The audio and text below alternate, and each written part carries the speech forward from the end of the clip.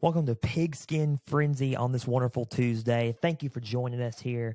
I'm Joel Norris, and whether you're watching on YouTube, listening on Podbean, listening on Spotify, thank you for taking your time out of your Tuesday to listen to some football news and highlights across college football with me and listening to my coverage and my take and insight of the game. Whether you're watching or listening on Spotify, YouTube, or Podbean, thank you. Listen, if you're watching on YouTube, like the episode, subscribe to the channel, and leave a comment under each episode, whether you disagree or agree with me. Like I said in previous episodes before, we all have a platform to share our opinions and or facts on. So leave a comment, whether you agree or disagree with what I'm saying. Leave a comment and drop it below. And subscribe to the channel on YouTube. On Podbean, listen to it on there, share around with others, follow the channel, and like the episode, and share around with your friends and family and others. Spotify, follow the show, like the episode, and share it around with others as well. We are also on Facebook and we're also on Twitter. On Facebook, all you got to do is type in Pigskin Frenzy, like the page, and follow the page. Get updates on episodes coming out, football updates in the world of NFL and college football, and episode cancellations or episode updates as well. Twitter, same thing. All you got to do is type in at pigskin_frenzy, all lowercase. Follow the page, set your notifications on, and get updates for football news and episode updates as well. Today we're going to be going around the league of college football, and we got some pretty good updates, like the SEC permanent opponents for each team. One in particularly that Alabama head coach Nick Saban is not too happy about. And we also are starting spring practices across the world of college football. One in particular to keep an eye on that we're going to talk about is in Austin, Texas, and the quarterback battle starting up between Quinn Ewers and highly talented prospect coming out of high school, Arch Manning. It's all going to be happening here right now on Pigskin Frenzy. So let's break down the news. Going into the SEC, diving into the scheduling opponent for permanent opponents and the scheduling format. The SEC is looking to go to a 9-game schedule format for conference teams, with other schools being rotated in and out. So, say Florida and LSU played a schedule that is clearly, they play on a permanent basis every year. Now, with the new the additions of Oklahoma and Texas coming into the SEC in 2024, they're not going to play regularly. Everything's is kind of just been twisted upside down with the addition of Oklahoma and Texas, and that's not a bad thing. Change is a good thing, and I'm not saying it's a bad thing that they're joining the conference. I'm saying that everything's changing. It's a landscape that's changing constantly, but in the scheduling format, there will be three permanent opponents on an annual basis that a team will keep. And so some things remain the same, some things don't. So we're going to break down each team's permanent, permanent schedule and permanent teams they're going to face in the new 9-man format. Now, keep in mind, this hasn't been really confirmed. Some say it's all but set, but it's not really a confirmed set thing. These are just proposed matchups for each team in the conference. Starting with Missouri.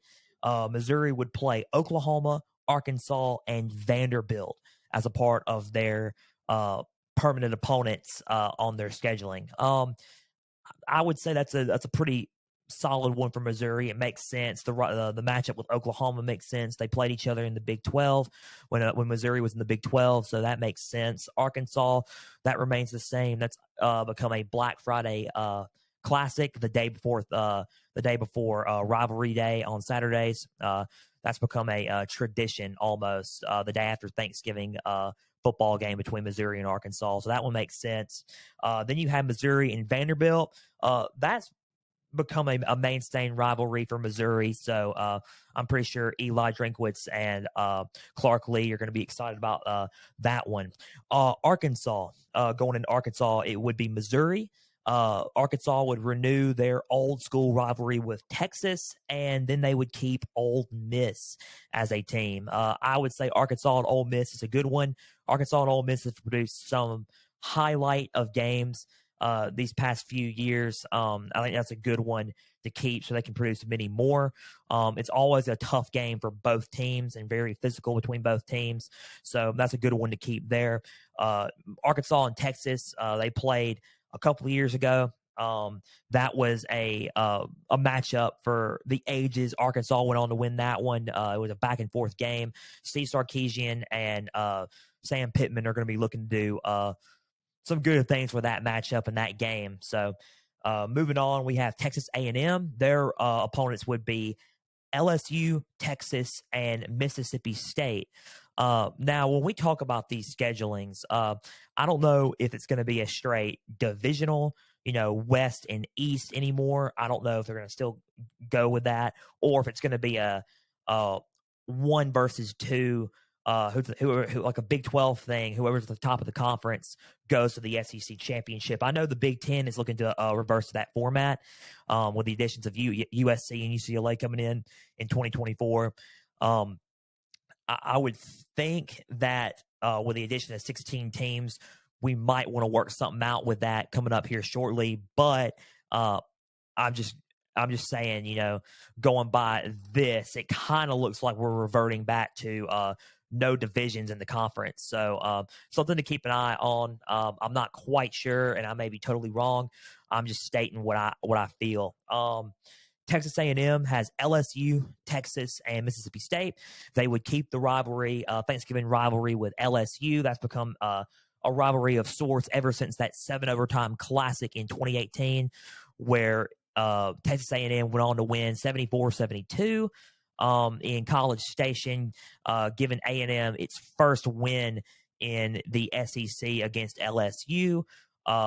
Texas, they would resume their rivalry previously from the Big 12 after Texas A&M moved to the SEC. It was said that they were not going to face each other anymore, which broke the hearts of many college football fans because that was such a classic rivalry. Texas and A&M and Texas A&M would propose to clash again with this new permanent scheduling. And then we have Mississippi State. Mississippi State has been kind of a thorn to Texas A&M's side the past 5 to 7 years. It's looking like they're going to keep that rivalry going, keep that game going, and play each other once again. Texas, we have the Red River rivalry. I don't think that's going to change. The Red River rivalry is going to remain the same, but just move over to a different conference. Texas has Oklahoma, Texas A&M, and Arkansas. Classic matchups and old school rivalries for Texas, and those are going to be their permanent 3 opponents. Oklahoma would have Texas, Missouri, and Florida. Florida is an interesting one. They played each other in the national championship back in 2008 when Tim Tebow won his first national championship and made it there and led Florida to a remarkable game. It was a remarkable game for Florida, and that viral halftime speech led by Tim Tebow, pumped them up and got them the win and got them the national championship in 2008. Florida is a recruiting mainstay for Oklahoma, as in Oklahoma does go into Florida a lot, which is kind of strange since they're in the Midwest, but they do go into Florida a lot to recruit.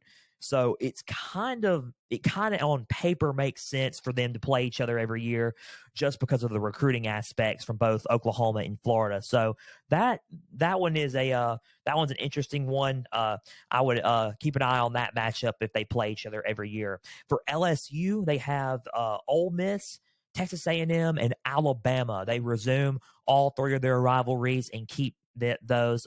Ole Miss being one of the oldest, the Magnolia Bowl. I'm pretty sure Ole Miss and LSU would love to keep that one and keep playing each other every year and resuming that one in October.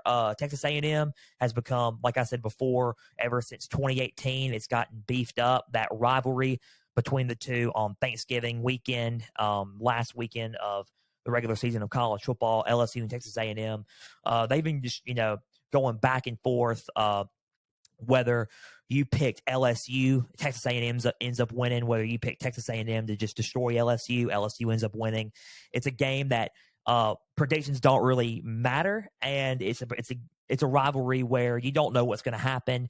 Controversy can happen, and or like in 2018, a 7 overtime classic. uh, and then you have the main rivalry of the first Saturday of November, LSU Alabama. You really can't get rid of that matchup. That is an SEC West matchup for the ages. You really just can't get rid of that one. That one is, I mean, usually if you're just talking about divisions, that is one of the main games that decides, okay, who's going to Atlanta. If both teams are undefeated, of course, that's a game that, okay, who's going to Atlanta, especially nowadays since Brian Kelly is now kind of, you know, upgraded, LSU to where they needed to be and brought them back as kind of like a top team in the conference. So, it's definitely a matchup that I think LSU and or Alabama would need to keep going, just for the just for the publicity and the promotion and the hype, and to determine, and the competition to see who's going to go to Atlanta to represent the West. Even though, like I said before, the divisions, we don't know what's going on there yet, but that's a mainstay. That's a game that a lot of teams and a lot of fans of college football would love to keep around, just because of how entertaining those games get between LSU and Alabama. So that's a good one there. Moving on to Ole Miss, they would resume their rivalry with Mississippi State, LSU, and then Arkansas. Like I said before, those rivalries need to continue. Mississippi State, Ole Miss, Texas A&M, and Kentucky. Kentucky is one that Mississippi State. It's kind of been back and forth, a thorn to their side a little bit. So that's a rivalry game that's always been entertaining in October. So they need to keep that one around. For Alabama, it's Auburn, the Iron Bowl, which obviously you need to keep the Iron Bowl around. It's tradition. Tennessee, another rivalry that's tradition, the third Saturday of October, and LSU. I will go back to that one in a minute. Nick Saban did not really take too kindly to that proposed matchups. Auburn has Alabama, Georgia, which is the it's a rivalry name that I can't mention now on on air, but and then Vanderbilt. Georgia and Auburn has been kind of a mainstay rivalry, cross divisional opponent for Auburn for as long as I can remember. So it's that's a rivalry, that's a must. Vanderbilt is Tennessee, Auburn, and Missouri. Auburn and Vanderbilt is an interesting one as a permanent opponent. That's a unique matchup. Tennessee would be Vanderbilt, Alabama, and South Carolina. Kentucky would be Mississippi State, South Carolina, and Georgia. Georgia would be Auburn, Florida, and Kentucky, which makes sense. Florida would be Georgia, South Carolina, and Oklahoma. And South Carolina would be Florida, Tennessee, and Kentucky. Going back to Alabama, Alabama head coach Nick Saban was saying, I don't think it really makes sense for us to be playing those three teams as a permanent opponent. Maybe not Tennessee or LSU. Auburn makes sense just because of the traditional aspect of it and the Iron Bowl. I guess you can say LSU doesn't make sense to a T, a point. I mean, it makes sense for the rivalry hype on LSU side, and it's a big game for college football fans and college football in general on the first Saturday of November. So I guess that really makes sense on that end. But honestly, I think those proposed matchups are honestly okay. I know Nick Saban wasn't a big fan of it, and he wasn't a big fan of the new scheduling format in general. But I'm pretty sure at the end of the day, Nick Saban will just welcome it and embrace it and adapt, because he is he's the greatest coach to ever coach in college football. So I'm pretty sure he'll adapt to it. Brian Kelly had thoughts on the new scheduling format. He's and the permanent opponents for LSU would be Ole Miss, Texas A&M, and Alabama. He says he loved playing all those teams last year, and he welcomes the competition every year, and that's why he came to the SEC from Notre Dame, is to challenge himself and to win championships and to try to get his legacy and upgrade his legacy and become a national championship winning head coach, and just to challenge himself in general. So I'm pretty sure he's looking forward to it. The SEC scheduling changes. There'll be more updates on it, but those are the proposed matchups for all the teams and permanent opponents for all the teams. It's not particularly set, but it's close to being set. It's all but set, as some college football officials and insiders have said. Moving on to spring practice. Spring practice is starting up around for college football. Most notably around the Southeastern Conference. USC has started theirs. One in particular is Texas, going down to Austin for a little bit. Steve Sarkisian has now opened up the quarterback battle between Quinn Ewers, last year's starter, who played phenomenal. Quinn Ewers he's got an arm. His decision making is precise. He is a good quarterback. He transferred from Ohio State to Texas and has been an overall pretty accurate quarterback for the Texas Longhorns. And then he's going up against the prodigy and quite frankly, one of the best high school football quarterbacks to come out of high school this past year in Arch Manning. Keyword, last name Manning. Yes, he is the nephew of Eli Manning and Peyton Manning, two of the greatest quarterbacks to ever play the game. He's a prodigy. He has got an arm. He's smart, and compared to Eli and Peyton, he is a little mobile. He can move around. He can move around the pocket. He can scramble if he needs to. They started doing a quarterback battle today. Steve Sarkisian said, may the best man win. It's going to be a close battle, and we're just going to, see how it plays out into the spring. There probably will not, and in my take on it is there won't be a quarterback named going into fall. I'm pretty sure that will be decided probably a couple of weeks before the opening opening game for them. And what they could do is pull a Jim Harbaugh in Michigan, and when Caden McNamara and J.J. McCarthy played in the opener last year, you can just start both of them and play both of them. Play J.J. McCarthy or play J.J. McCarthy one quarter, and he did it with K McNamara the second half. So he can do that with Quinn Ewers, and he can do that with Arch Manning. He can play Quinn Ewers in one half of the opener and then play Arch Manning in the second half of the opener. That's going to be a quarterback battle to keep an eye on. It's going to be a tight one, I would say. I would say most people would assume, oh, okay, well, Arch Manning's going to end up, winning that one just because, he's a Manning. I wouldn't be so sure. Quinn Ewers is not going to take that line down. He's going to battle for it, and he's going to want to remain the starter for the Texas Longhorns. So it'll be interesting to see about that battle. Both of them are good quarterbacks. It's a really good situation to be in if you're a Texas Longhorns fan, because you could, honestly, it's take your pick. Who do you want? Really, it's a good room right there. You can't do no wrong. Really, that's what I'm trying to say. You can start Quinn Ewers and win games with him, and you can start Arch Manning, and you can win some ball games with him. Now, the only thing that Quinn Ewers has got on his side is experience, so you're going to have to look into that. However, if you play, you gain experience. So only way to do that is to throw Arch Manning into the fire and play. So it's going to be an interesting one. We'll see what happens. If I had to take a lean on for me, I would say it's going to be a Michigan situation, and then Quinn Ewers is going to start one half of the opener. Arch Manning is going to start the second half of the opener, and then they're going to lean more towards, okay, who played better in the game and game time situation. And then that's who they're going to go with. That's just what I think. And that's just my thoughts on that. Spring practice is starting up. A lot of spring games are going to come up soon. One in particular, USC. Lincoln Riley had his first press conference today.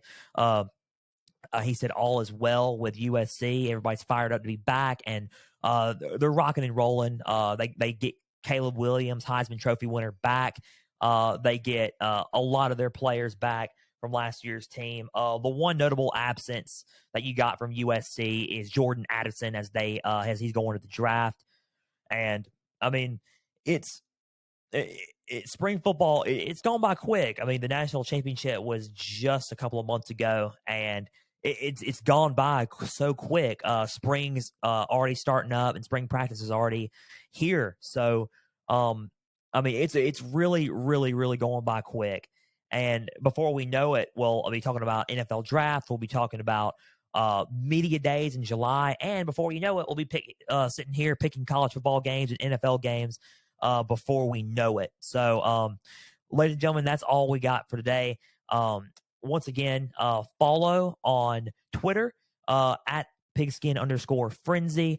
Follow, get notifications and updates on Twitter, and retweet, like the tweets, and like I said, get updates and notifications for the show on Twitter. Go to Facebook, type in Pigskin Frenzy, follow and like the page. Get notifications and get updates on episodes and football news as well. If you're on YouTube, like the episode, subscribe to the channel, and leave a comment. And what are your thoughts on the quarterback battle for Quinn Ewers and Arch Manning? Who do you see Steve Sarkisian starting? And talk about the proposed SEC changes and permanent scheduling format for the SEC, the 9-game scheduling format for the SEC once Texas and Oklahoma join. Leave a comment under the YouTube videos and episodes. Like the episode, subscribe to the channel, and leave a comment below. Also, like the episode on Podbean. Share around with others, family, friends, you name it, and follow on there. Spotify, like the episode, follow on Spotify, and share around with others as well. Thank you for joining us here, and we will see you Thursday for another edition of Pigskin Frenzy. I'm Joel Norris, signing off, and see you Thursday.